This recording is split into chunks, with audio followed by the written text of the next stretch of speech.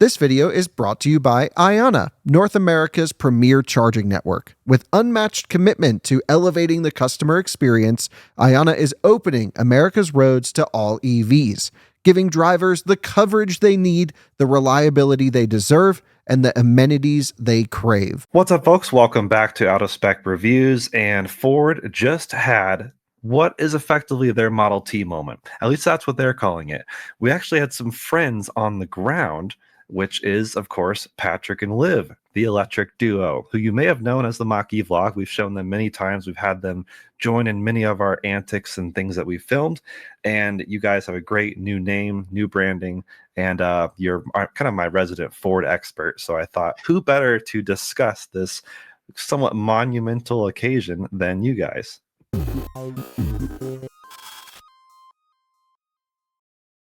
We're so glad we could be here for this. Yeah, thank you. Yeah, we actually got to be there on the ground for the event. So we were really excited to see everything firsthand and sort of also get that extra little vibe in the room that you don't always get just watching the live stream. Yeah, and then they did do a round table, so we were able to ask some questions. Not that we got all the answers we wanted, but right, that sounds about right. So I guess to back up, this is kind of, Ford had been teasing this for a bit, saying this will be their Model T moment, which I made a whole video on the Bits channel of just how big of a claim that is, because the Model T was a absolutely monumentous moment of engineering and making transportation affordable and more attainable for more people. And I think that is kind of what Ford was getting at with this I'd say vehicle, but they didn't really show off a vehicle, which we kind of knew was probably going to be the case. It's more of an idea, a platform. They discussed their skunkworks engineering that has been behind the scenes, hidden away for the last couple of years out in California, kind of blazing a trail to become what is this new what do they call it? EV platform? Ford Universal EV platform and Ford Universal EV production system. Right. So no catchy acronym or anything like that, but still cool. And shared platforms are a big way to make things more and more sustainable and shed costs, make it cheaper, make it easier to produce. All these things have to come together to make a car more affordable, which is what they're trying to do. They're trying to bring back that ethos of the Model T, which, back in those days, 1908 is when that first came out. I mean, cars were kind of like, you had to be a rich person of status to have like a vehicle for the most part, and especially to maintain it. I mean, it was almost like, a status symbol, a very special thing to have. And then the Model T kind of changed that, coming out at a much cheaper price tag, even dropping in price over the years, becoming extremely attainable compared to when it first launched, which is huge. And so I think Ford has kind of acknowledged a few issues, elephants in the room, I guess you could say. EVs are too expensive. Cars in general are getting really expensive. I mean, the average car price, at least in America, is like nearly 50 grand now. The average EV price, a little bit over that, but still expensive. And the other thing is just trying to make the assembly more like quicker and faster and make everything just more attainable. And I forget, there was something else I was going to say, but that's really the kind of the consensus of it, was like, EVs are too hard to get for still too many people. The adoption rates hovering around 10% right now. You look at countries like Norway. I remember the other thing is China. Ford, Jim Farley has experienced some of China's offerings. They've been over there. They've seen what they've had to bring, the technology, the crazy charging. And I think they were, I don't know, maybe a little embarrassed or shocked, or there's probably a lot of emotions. And so I'm curious what you guys are thinking of this new EV platform, and do you think it'll solve the price crisis, but also are we going to inch closer to where China's at? I think it's going to solve a lot of those problems. And I think that's why, like you alluded to, is like, that's why Ford was calling this the Model T moment, not specifically because it's a Model T that they're going to come out with again, but really it's all this stuff behind the production of this new EV truck and other vehicles. It really is a monumental change in the way that we've seen manufacturing done. And it's not as sexy as 0 to 60 time or charging speed or any of the stuff that we typically are looking at when we see a manufacturer make an announcement. But really, this was huge, and I'm like really excited to see if they can pull this off and what it means for the entire industry. And we've already seen some of the comments. People are like, Tesla talked about unboxed assembly and structural battery, and Rivian's doing like zonal architecture and like all of these like little elements that Ford is talking about. But Ford, the reason that I think they did this announcement now is like they're getting ready to shut down the Louisville Assembly Plant. So they're getting ready to start making these changes. And so now the cat's out of the bag. It's going to be out of the bag. So they're like, we're actually doing this. So it's just really cool to see all the pieces come together. Yeah. And you say like the actually making vehicles accessible. And I think that was a really cool thing about the Model T. Was like, it was designed also so the people building it could actually buy it. And they stated that numerous times that they want this vehicle, this family of vehicles to be something that the people working on it can actually afford, because that's crazy to think of like how many people in the factories can't afford the vehicles that they're working on. But I don't think it's aspirational. Like we didn't see a vehicle, but like I think that they showed us the framework of what's necessary, and it's very deliberate. So like they have everything there to actually make this happen. Which is really, really exciting. Like now I think the exciting stuff is going to happen as they do all the, the retooling and everything. We're going to start seeing some stuff come out of Long Beach. I can't wait. Yeah, I think you're right. Mentioning the technologies that they mentioned that we've seen in other cars. So it wasn't necessarily quite groundbreaking as far as like, whoa, something we never heard of. Which is okay. I think Ford has seen what Rivian has done with the zonal architecture. They've seen what Tesla's done with like gigacasting and simplifying production. And Ford's like, we know how to do production. I mean, the other part of the Model T moment is basically Ford creating and developing the moving assembly line. So Ford knows how to kind of relook at things and be like, okay, this is how we've done it forever. Maybe we should change something, try something new, which is not necessarily what we think of as legacy automaker thinking, but I'm glad to see them maybe trying to think outside the box a little bit and trying to adapt some of these technologies. LFP batteries is what looks like will be in this vehicle or series of vehicles, which is what China's really jumped into. We see those in some American vehicles as well, and they're cheaper to produce. They're going to be prismatic cells. It allows people to have, they could have a smaller battery with still decent range, but then being LFP, charging to 100% means that you can use more of that actual range rather than having, oh, my car gets 300 miles, but I can only do 80% charging on the daily. So it's actually 240 miles. So instead of having that math, LFP helps kind of alleviate that a little bit. Charging will be interesting. There's a lot of things we don't know. And so kind of focusing on what we do know from what they told us is like, well, the truck will be about $30,000 as their targeted starting price. That's great to hear. That's comparable to when the Model T originally came out if you adjust for inflation and things. And that's hard because you can't necessarily adjust for inflation linearly with variations of cost of living, but also you look all around the country and cost of living is totally varied. So it's like, it's really hard to like dial in exactly what that means, but that's still an impressive starting price. I mean, we saw Rivian, announce the R2. I was there with you guys and they were like, it's going to be 45 grand in like 2.5 years. And so it's like, oh man, are you going to really keep to that price years later? So this is another thing where I'm like, are they really going to be at $30,000 in 2 years? Because they're saying they'll be reaching customers in about 2027. I do the press release here. I can show folks in case they're watching and want to see some of this info. But yeah, and there's a little animation here showing that it's going to be a universal platform. We can see different types of SUVs, coupe kind of sedan truck things. No convertible there, which is kind of a bummer, but hey, I'm pretty niche and biased in that way. But yeah, what do you think of them starting with a truck? Because that's what they said they're going to start with, is a mid-size truck. Yeah, so Jim Farley has said numerous times over the past, 2-3 years, is like Ford is going to try to do what Ford does well. They do trucks well. They do passion vehicles. They're talking about the Raptor, the Mustangs out there, and they do commercial vehicles well. So, to start with a truck is not surprising at all. Their first, main EV was the Mustang Mach-E, and, Jim Farley has said it's like, there is just way too much competition in the two-row crossover SUV category. It's just so much competition out there.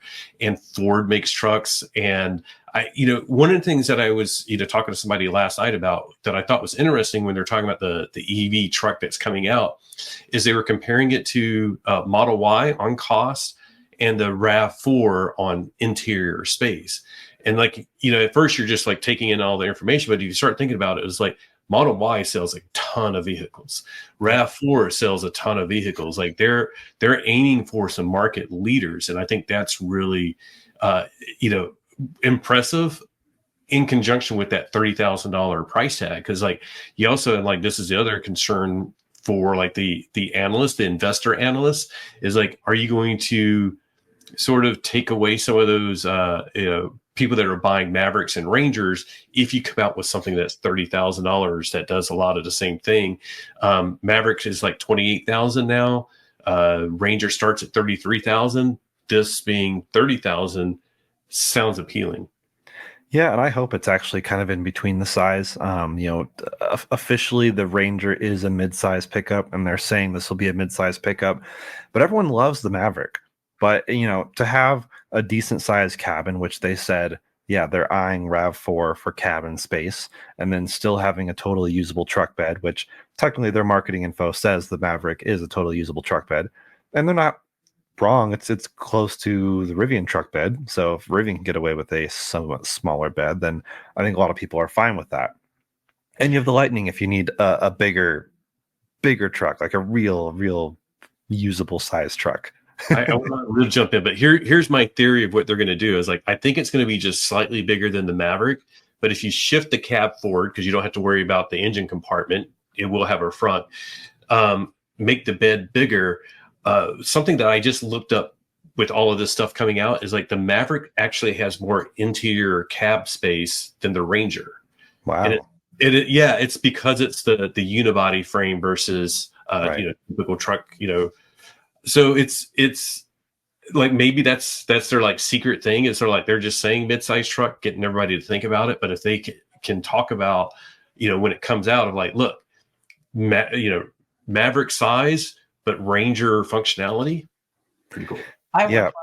I was just going to say they also mentioned the lockable bed, the truck bed, but that you can fit your surfboard. Lock your surfboard in, so we'll assume that there's a pass through then as well. So like there's just so much functionality just in those statements right there. Yeah, if they did like a mid-gate thing like we see with Tello, that would make perfect sense. And so I'm excited to see how they package this. And this whole platform sharing situation. Ford is very knowledgeable on how to do that. Their C2 platform is where the Maverick is built, which also underpins the Escape, which has hybrid, plug-in hybrid, all-wheel drive. It also underpins the Bronco Sport, which is kind of the less aggressive but still cool Bronco. So Ford is very capable of actually building multiple vehicles on a platform. We know this will be unibody, and it'll be really cool to see how they adapt different tech across this platform. I guess a couple things I can mention on the platform is just few numbers that they decide to share. Reducing parts by 20% versus a typical vehicle, 25% fewer fasteners, 40% fewer workstations, a 15% faster assembly time, and then lower cost of ownership over 5 years than what they were saying a 3-year used Tesla Model Y. So they are calling out Tesla in some ways in this press release. They didn't really mention Tesla much in the actual live stream, or in your guys' case, just live performance. But it's kind of interesting to see the different vehicles they call out. The wiring harness will be 4,000 feet shorter and 10 kilograms lighter than the one in their first gen electric SUV, meaning Mustang Mach-E. Yeah. And LFP batteries, prismatic, space and weight savings. They really need to try to get some of that power density in there to help that. But also being the battery pack, being structural sub-assembly, serves as the vehicle floor, low center of gravity, handling, quiet cabin, all these things we've seen lots of EVs take advantage of, just byproducts of being electric. And then, this is where they also talk about the RAV4, more passenger room, but then they're also talking about a frunk and a truck bed where you can lock your stuff in there. So probably some sort of tonneau situation. I'm just really excited to see this. I think they're right. You guys are right. Ford is known for being truck dominant. They know how to build a truck better than like anyone. And I'm glad we have a lot of other trucks out there to kind of push the bar. It's forced Ford to improve their truck stuff. But I think it'll be really cool to see what Ford does with this, because we've had comments of, how forward thinking like Rivian and Tesla and Lucid have been with some of their technological approaches, and even some of their stuff like Rivian zonal architecture. Lucid really pushing the bar on dynamics, Tesla just having rock solid app and software, but maybe none of them pushing the bar super hard on charging. Like, it'd be really cool to see these kind of new we almost call them startup, but they've been around for a bit longer than the true startups like Aptera, Slate, and Tello. But we've kind of given some of the legacy automakers a little bit of a bad name here and there, because it doesn't feel like they're really pushing the bar. They're playing it very safe and just being a bit reserved. But they've had this Skunkworks team led by Alan Clark and some others from these companies, Tesla, Lucid, Rivian, and Apple, and all sorts of tech gurus out in California where there's a lot of tech. And I'm glad to see that, glad to hear it. And that's what makes me pretty excited and pretty confident that this will actually be a pretty amazing platform. I'm just hoping they can deliver on all the things they're kind of discussing and pseudo promising. They have the money, they have the backing, which is a bit different than, say, Tello or something that's like still very startup-y, but have really cool ideas. But like, when Tello does it, if Tello were to do this exact same presentation, we'd be like, cool, I hope this happens. But when Ford does it, who has money and plants and stuff, it actually carries a bit more weight.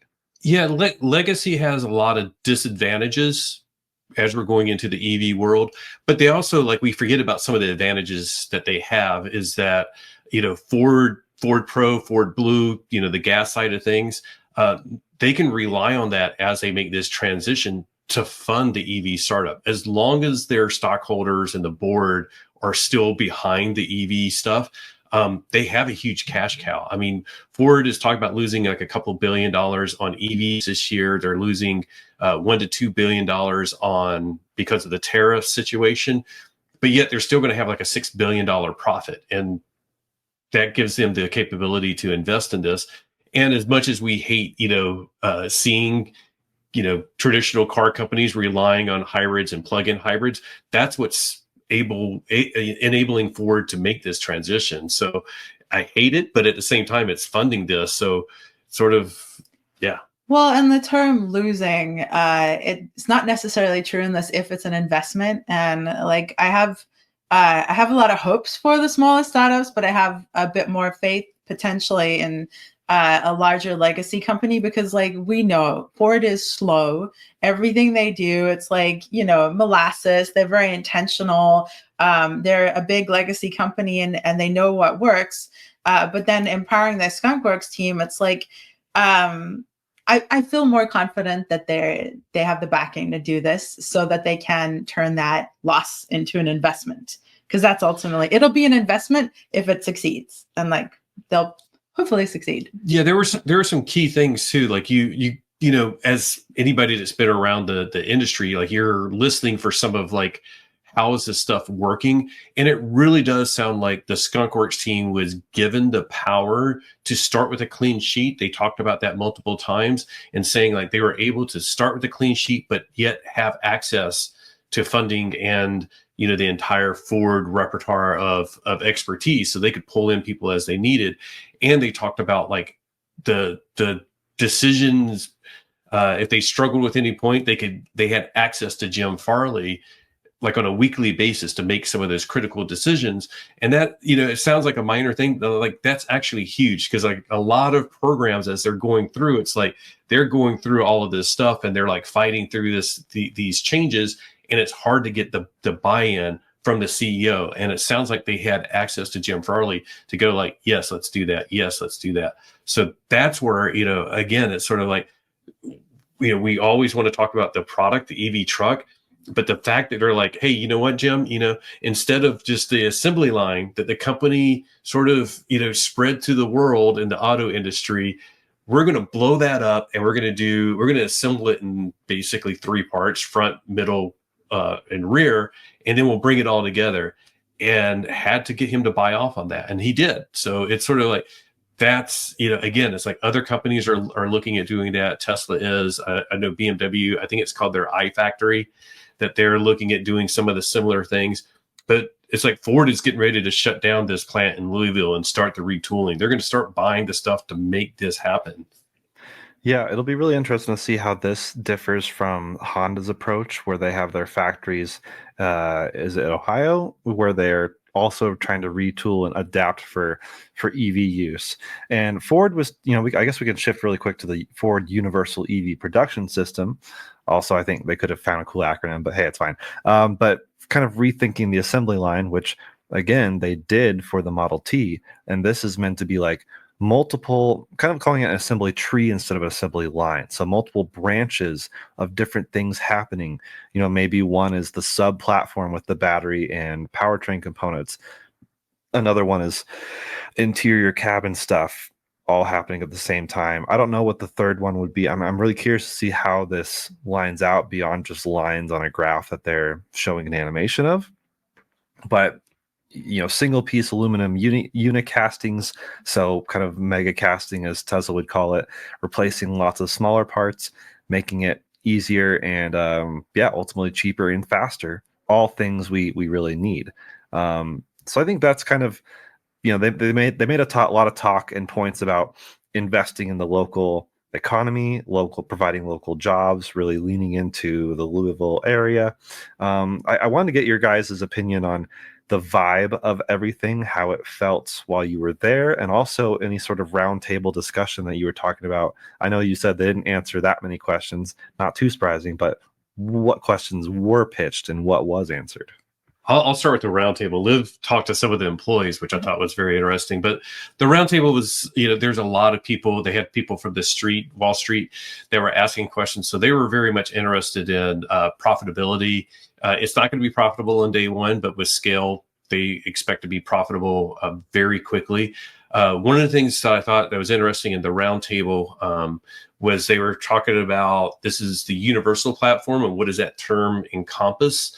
And they, first of all, it does mean exporting vehicles that are made in Louisville potentially to Europe and elsewhere. But it also means, like, as this system matures, they may be able to start duplicating this, whether it's in South America or Europe or Asia even.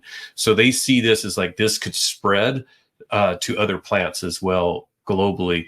And of course, out of the big question, well, one of the big questions that we were asking that got answered was 400 volt versus 800 volt. So they did say 400 volt in the roundtable, which they acted like it was no big deal. And I think what they want to focus on is, like, if you have a smaller battery and more efficiency and range, what really matters is stuff like, out of spec tests is like in the 10-minute challenge is like, how much range can you get if you stop for 15 minutes? Does it really matter if it peaks at 300 and then drops right back down, or because it's LFP, maybe it peaks at 200 but holds it, and because you're so much more efficient, then all of a sudden you're getting about the same amount of range. So we know it'll save them some money by sticking with 400 volts. But again, this is a platform. It doesn't mean that it will always be 400 volts. It means that the low-cost EV truck is 400 volts. But the employee reaction I thought was really cool. Yeah, the employee reaction was great. We were kind of invading their space. We barged into their facility, which was extremely hot, by the way. everyone was really excited. Everyone seemed really, really excited. I wondered how it would feel for them with the idea of their entire jobs changing, the retooling, and Ford really laid into the human aspect of this, which is something that I think is really cool. They did dig at Slate a couple times potentially of like, this is not a stripped down vehicle. This is going to be, fully spec'd out, no cost cutting or no quality cutting. And they're really clearly cutting the costs in smart production, right? So their production system is where they're saving money, and that really affects the workers. And so there's obviously going to be a change in the number of employees. They did state that there were going to be early retirements and things like that. But for the most part, people were going to be staying and learning new positions, learning AI integration, new automation with their 3-branch system. And people seemed really excited. I mean, obviously, if you watched the live stream or any snippets of it, they had 6 employees who got to go to Long Beach and see the track, and their reactions and their quotes were very excited. And one of them was excited about when it comes to their facility. They might have been in the Michigan facility, but like how much easier it's going to be for them, like less what they call pop clamps, and like less all twisting and all these ergonomics, which are horrible for the employee, but then also take a longer time, are more likely to result in injury, and are less efficient, and like people having to climb through things. So like in changing the whole way that it's produced, it really does reduce the cost for us as the consumers so much, but then for the employees. So it was cool to see the responses. There were a lot of people beaming. You could tell who the employees were because they were dressed appropriately, like very little clothing. And we were all dressed like nicely and absolutely boiling. They're going to be getting AC in 2027, which I'm like, they need like a freezer in there. It's so hot. How have they not had AC by now? It's crazy. A lot of factories don't. A lot of the auto factories don't, and it's just crazy. Like, I would hate to do that. And it is very physical work. And this is when you start looking at it. And they were showing some of the clips of like the current assembly lines. And you're like, the assembly line makes so much sense, but then you watch some of the implementation. You're like, that's idiotic. Like to get the seats in, you're like, the frame is there and you're like trying to shove it through the door and get it in. And then you got to like adjust or connect up the connections on the dashboard. And there's literally somebody like leaning in the car to connect them. And they're like, they won't have to do that anymore. It'll be just right there at their level, right in front of them. They don't have to like lean through. So what was it, like 65% less sitting in the vehicle to assemble it? Which is a funny stat, but I'm like, I guess they put so much together and then they have to like I don't know, contort to get it together. I did try and dig a little, of course, from the people who went and saw it. They would not share more, but they were very excited. It seemed like they'd seen a very special thing. We did talk to Sandy Monroe, and you guys know he doesn't hold back too much. He was like, "Well, I saw that, and I was like, that's a Model T moment if I ever saw one." Yeah, we actually saw him talking to Jim Farley. First of all, he was showing Jim Farley like, look, I just leased a Lightning. And then he told Jim Farley, like, I leased it for 2 years because that's going to be my next truck. So, yep. Yeah.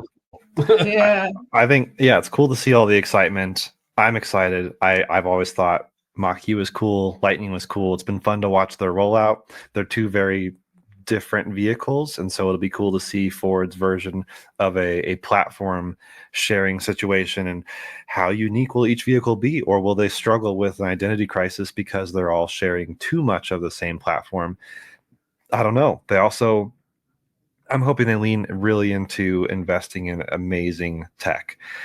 I'd say their software has been pretty good, but also like nowhere near class leading, but also nowhere near the worst. And so on that note, we kept trying to sort of probe, and like that's going to be another chapter that we'll talk about later.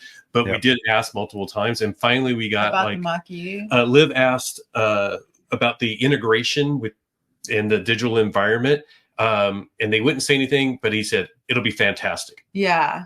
And that was Doug Field. If you guys know Doug Field. He had someone behind him who, on the odd occasion when the question was too much, she'd place her hand on his shoulder. So I asked that, and she went, and he was like, "It'll be amazing." It was funny. Like you could tell when you had a good question because they would do that multiple times and be like, and like, oh. Well, I can't. Yeah, I can't wait to test whatever does come out because I'm like a tech guru. Like I don't, Kyle can test vehicle dynamics and how it handles under cornering and stuff. I'm more of like, what's the app experience? How easily and effortlessly can I just send my vehicle driving key to someone else virtually, let them drive it? Like, how is everything integrated? They're making big claims and promises with tech, and I'm stoked to see how it unfolds.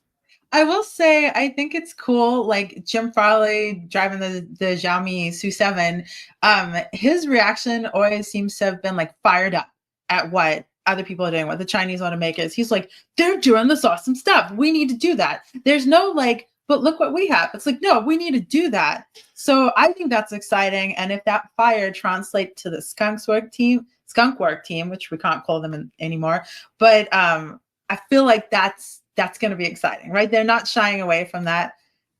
Yeah. More. Yeah, I think you're totally right. So there's a lot to still unfold with this. We'll see what else comes out in the next couple of years as news. I mean, I think it's actually maybe kind of smart on Ford not to unveil the vehicle this far in advance. I feel like we've seen that with Rivian doing the R3, being shown off, which will maybe be 4 or 5 years before it actually comes out. And then there's the pressure to like keep up with, how is it going to look and all these promises. Like, I think Ford is playing it fairly safe in kind of a legacy automaker way, but also showing and teasing technology that feels more advanced than what we're seeing a lot of legacy automakers doing. And so I'm excited to see what Ford's doing. Always excited to see what Chevy and the GM folks are doing. Like, there are, own automakers in our own backyard. So I'm hoping they're paying attention to China. It seems like Jim Farley is, and you're right. He's excited about what they're doing, not trying to like turn a blind eye.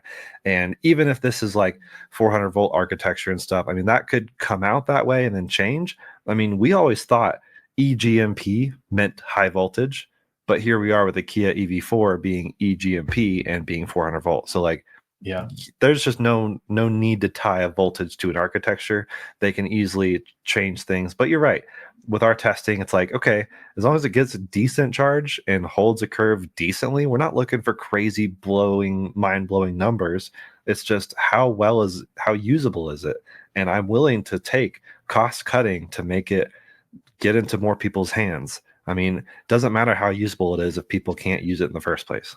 Yeah, it's sort of. I have to go to a work meeting. Okay. I just realized the time. So I'm going to let you guys finish up. Thank you so much for having me. I do want to say a huge thank you to A Girl's Guide to Cars who sent me out there to cover this event. So my article is on A Girl's Guide to Cars. And now awesome. My day job. All right. And I think we can wrap up fairly quickly as well. But I did want to. One of the things I thought was interesting was there's a lot of people that were sort of going like, it's just a $30,000 EV truck or whatever.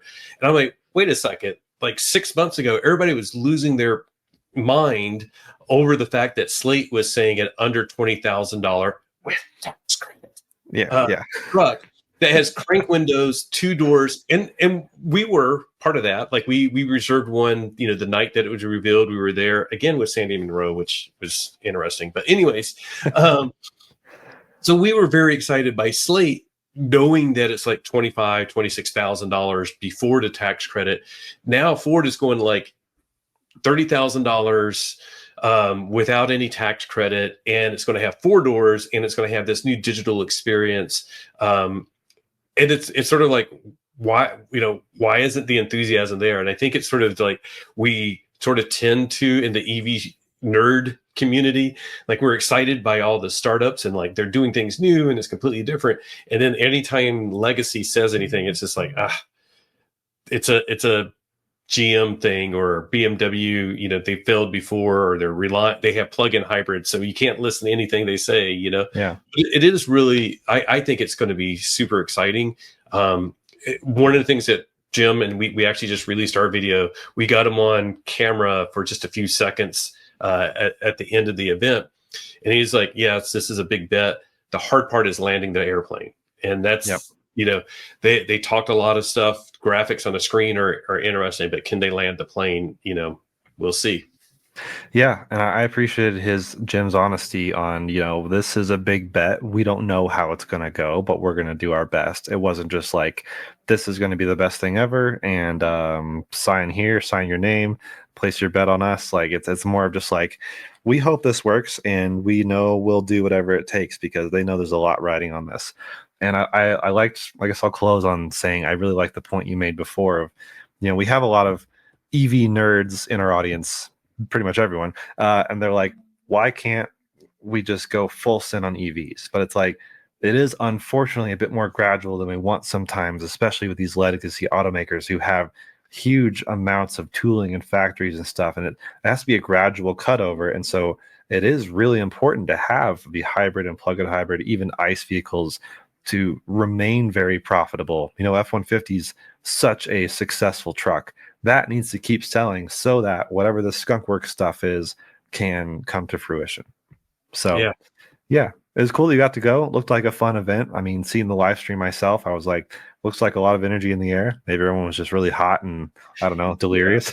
Well, and I'll finish with this too. Like Liv was talking about the employee reaction, and it was really funny because, like, they'll make a little bit of a bullet point of like 25% less fasteners, and all the journalists are like, let me write that down. But the crowd is like, yeah. And you're like, oh, okay. that's something that's big for them. So that's cool. Yeah.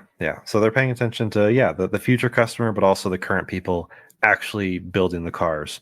Yeah. And it was kind of cool and unique to have those as the crowd in this case. Mm-hmm. So yeah, thanks for you and Liv for joining and being on the ground, getting some real vibe of the energy, a vibe check for lack of a better term. And congrats on the new name, Electric Duo. Love it. I think it's catchy. And we'll have a lot more Ford coverage in the future, probably a lot involving you guys as well. And I'm just really curious to see how this unfolds, what it really means. We won't really have the full answer on, is this a true Model T moment, until probably the next couple of years as we see it unfold and see just how real everything is that they just advertised as coming to fruition.